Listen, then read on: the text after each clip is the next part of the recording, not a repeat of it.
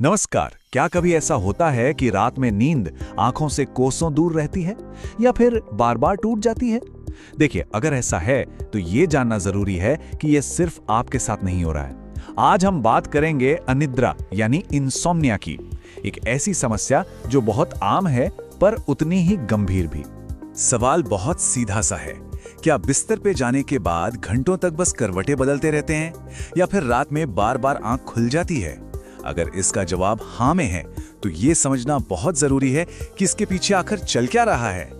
तो ये इंसोम्निया या अनिद्रा है क्या चीज?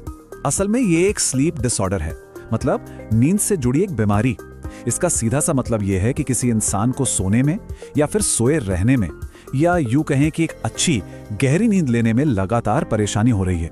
अच्छा, इसे थोड़ा और समझते हैं। ये परेशानी ना कई तरीकों से सामने आती है।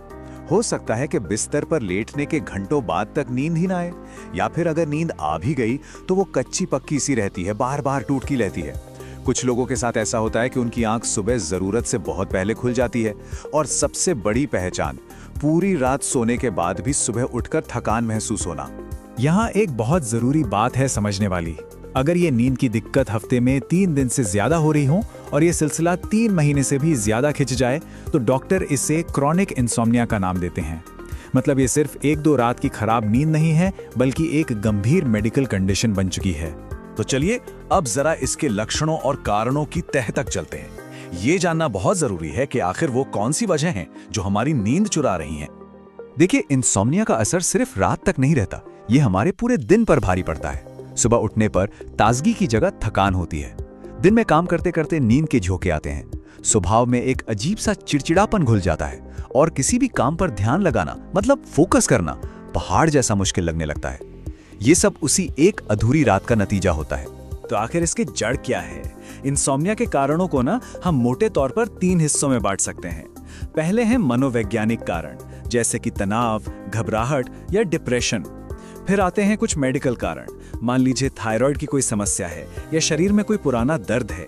और तीसरा और शायद सबसे आम कारण है हमारी अपनी लाइफस्टाइल।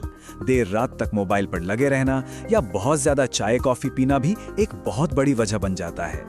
अब जब हमने इसके लक्षण और कारण समझ लिए हैं तो चलिए आगे बढ़ते हैं। अब देखते हैं कि इसका पता कैसे लगाया जाता है और अच्छी नींद की तरफ पहला कदम कैसे बढ़ाया जा सकता है। डॉक्टर इसका पता कैसे लगाते हैं? देखिए, सबसे पहले तो वो आपकी नींद की आदतों यानी स्लीप हिस्ट्री, मेडिकल हिस्ट्री और आपकी पूरी दिनचर्या के बारे में डिटेल में बात करेंगे। और अगर उन्हें लगता है कि मामला गंभीर है तो स्लीप स्टडी, जिसे पॉलीसोम्नोग्राफी भी कहते हैं, उसकी सलाह दे सकते हैं। इसमें मशीनों की मदद से सोते समय शरीर और दिमाग की हरकतों पर नजर रखी जाती है। जहां तक इलाज की बात है, वो पूरी तरह से इसके कारण पर निर्भर करता है। डॉक्टर अक्सर सबसे पहले स्लीप हाइजीन यानी सोने जागने की अच्छी आदतें डालने पर जोर देते हैं। तनाव कम करने की टेक्निक सिखाई जा सकती है। एक बहुत ही असरदार तरीका है कॉग्निटिव बिहेवियरल थेरेपी यानी सीबीटी। ये नींद के बारे में जो हमारी नेगेटिव सोच बन जाती है ना, उसे बदलने में मदद करती है। और हाँ, अगर जरूरत पड़े तो डॉक्टर बहुत थोड़े समय के लिए नींद की दवाएं भी दे सकते हैं। और ये एक बहुत ही जरूरी चेतावनी है, कभी भी खुद से या किसी के कहने पर नींद की गोलियां लेना शुरू न करें। इनकी आदत पड़ सकती है और इनके साइड इफेक्ट्स भी काफी गंभीर हो सकते हैं। ये फैसला हमेशा और हमेशा एक डॉक्टर को ही करने दें।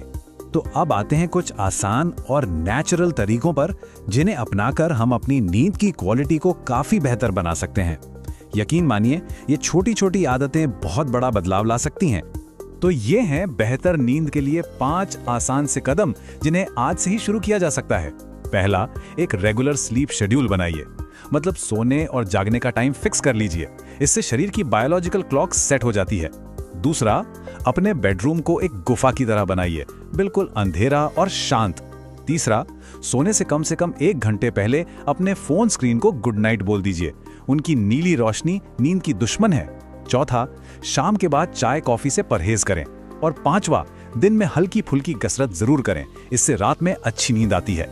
तो अब बात करते हैं सबसे जरूरी सवाल की, आखिर हमारी नींद इतनी मायने क्यों रखती है? और वो कौन सा पॉइंट है जब हमें डॉक्टर से मदद लेनी चाहिए? तो डॉक्टर से कब मिलना है? अगर नींद की ये समस्या 2-3 हफ्तों से ज्यादा खिंच गई है, अगर मन में उदासी या घबराहट महसूस हो रही है, या फिर अगर नींद की कमी की वजह से रोजमर्रा के काम और रिश्तों पर बुरा असर पड़ रहा है तो इसे बिल्कुल भी नजरअंदाज ना करें। फौरन डॉक्टर से सलाह लें। और ये बात 16 आने सच है कि नींद सिर्फ आराम के लिए नहीं होती, ये हमारे दिमागी और जिस्मानी दोनों तरह के स्वास्थ्य के लिए बेहद जरूरी है। आप इसे अपने शरीर और दिमाग का रीसेट बटन समझ सकते हैं। तो सबसे अहम बात जो याद रखनी है वो ये है कि इंसोम्निया का इलाज मुमकिन है।